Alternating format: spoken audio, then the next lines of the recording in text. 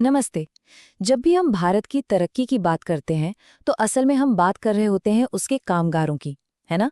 पर भारत में काम करता कौन है, कैसे करता है और कहाँ करता है? आज हम इन्हीं सवालों के जवाब ढूंढने की कोशिश करेंगे, सीधे भारत के रोजगार के आंकड़ों के अंदर जाकर।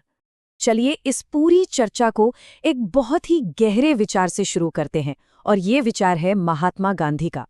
ये हमें आज भी, इतने सालों बाद भी सोचने पर मजबूर करता है कि आखिर विकास का मतलब क्या है।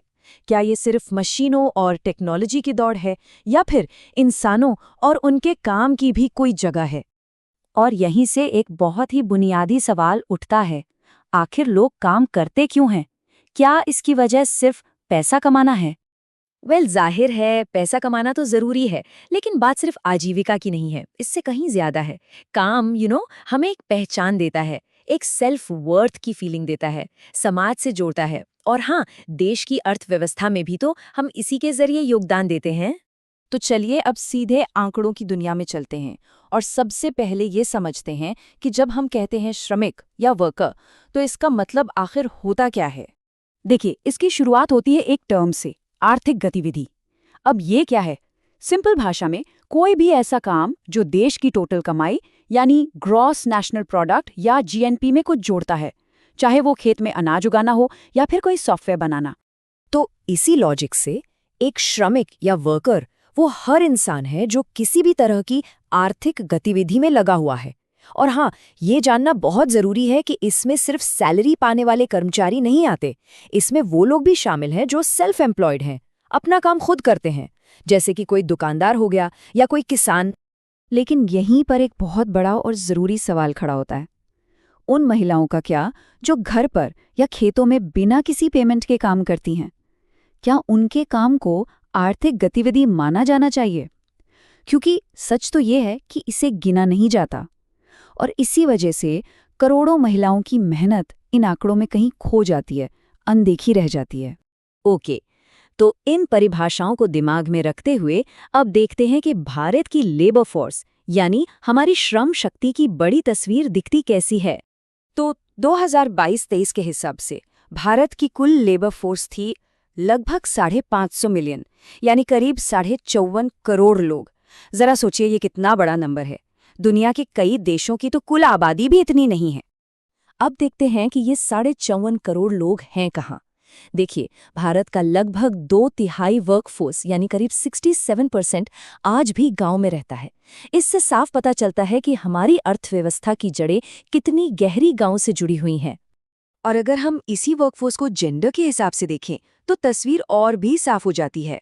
लगभग 70% पुरुष हैं और सिर्फ 30% महिलाएं। मतलब साफ है, काम करने वालों में महिलाओं की भागीदारी पुरुषों के मुकाबले बहुत ही कम है।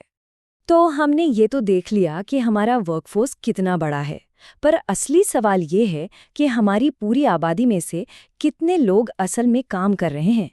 इसी को समझने के लिए अब हम बात करेंगे रोजगार में भागीदारी की।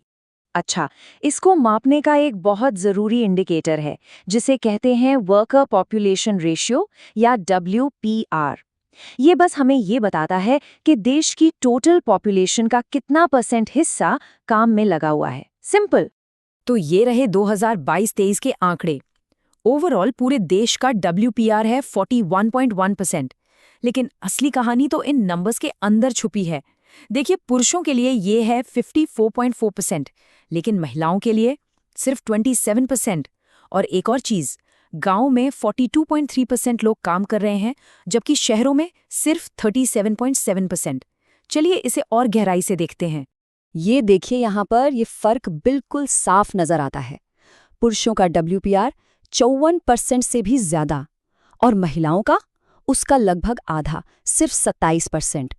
और अगर हम सिर्फ शहरी महिलाओं की बात करें तो ये आंकड़ा और भी नीचे चला जाता है, लगभग 19% पर। ये वाकई में एक बहुत बड़ा गैप है। तो सवाल उठता है कि ये इतना बड़ा फर्क है क्यों? इसके पीछे कई वजहें हैं। एक तो गांव में ज्यादा कमाई वाले मौके कम होते हैं, तो ज्यादा लोगों को काम करना पड़ता है। शहरों में लोगों को हायर एजुकेशन के ज्यादा मौके मिलते हैं। फिर सामाजिक सोच भी एक बड़ा फैक्टर है। कई बार महिलाओं को काम करने से रोका जाता है अगर घर के पुरुष सदस्य अच्छा कमा रहे हों। और जैसा कि हमने पहले भी बात की, काम की परिभाषा ही इतनी संकीर्ण है कि महिलाओं के बहुत सारे काम उसमें गिने ही नहीं जाते। ओके, तो अभी तक हमने देखा कि कौन कौन काम कर रहा है। अब ये समझते हैं कि लोग किस तरह का काम कर रहे हैं। इससे हमें इंडिया में एम्प्लॉयमेंट के नेचर के बारे में पता चलेगा। मोटे तौर पर देखें तो भारत में रोजगार को 3 हिस्सों में बांट सकते हैं। पहले हैं सेल्फ एम्प्लॉयड, यानी वो जो अपना खुद का काम धंधा चलाते हैं। दूसरे हैं रेगुलर सैलरी वाले कर्मचारी, जिनकी पक्की नौकरी और फिक्स्ड सैलरी होती है। और तीसरे हैं कैजुअल लेबरर्स, यानी दिहाड़ी मजदूर, जिनकी कोई जॉब सिक्योरिटी नहीं होती। अब अगर हम महिलाओं की बात करें तो 60% से भी ज्यादा महिलाएं सेल्फ एम्प्लॉयड हैं। सोचिए, इसका मतलब है कि ज्यादातर कामकाजी महिलाएं किसी पक्की तनख्वाह वाली नौकरी में नहीं है, बल्कि वो अपना कोई छोटा मोटा काम करके ही गुजारा कर रही हैं। लेकिन शहरी भारत की कहानी वो एकदम अलग है। यहाँ सबसे बड़ा हिस्सा, करीब 47%, रेगुलर सैलरी वाली जॉब्स का है। तो आप देख सकते हैं कि गांव और शहर के रोजगार के स्ट्रक्चर में कितना बड़ा फर्क है। और ये सब सिर्फ नंबर्स नहीं है, ये तस्वीर देखिए। ये है कैजुअल लेबर की असली कहानी, एक ऐसी सच्चाई जिसमें भारत के लाखों करोड़ों लोग हर दिन बिना किसी जॉब सिक्योरिटी के अपनी जिंदगी जीते हैं। चलिए अब इस पूरी पजल का आखिरी और सबसे अहम टुकड़ा देखते हैं। आखिर इंडिया काम करता कहाँ है? मतलब कौन से सेक्टर्स हैं जो सबसे ज्यादा नौकरियां देते हैं? आपको शायद हैरानी हो, लेकिन आज भी प्राइमरी सेक्टर यानी खेती और उससे जुड़े काम सबसे बड़े एम्प्लॉयर हैं। हमारे वर्कफोर्स का लगभग 46% हिस्सा यही काम करता है। मतलब देश के लगभग आधे कामगार आज भी जमीन से जुड़े हुए हैं। बाकी के लोग मैन्युफैक्चरिंग और सर्विस सेक्टर में बटे हुए हैं। तो ये सारे आंकड़े हमें एक बहुत बड़े और अहम सवाल पे लाकर छोड़ देते हैं। जब देश का इतना बड़ा हिस्सा या तो सेल्फ एम्प्लॉयड है या फिर दिहाड़ी मजदूर, तो फिर भारत में जॉब सिक्योरिटी और एक स्थिर कमाई का भविष्य कैसा दिखता है? ये एक ऐसा सवाल है जिसका जवाब ही शायद भारत के आने वाले कल की दिशा तय करेगा।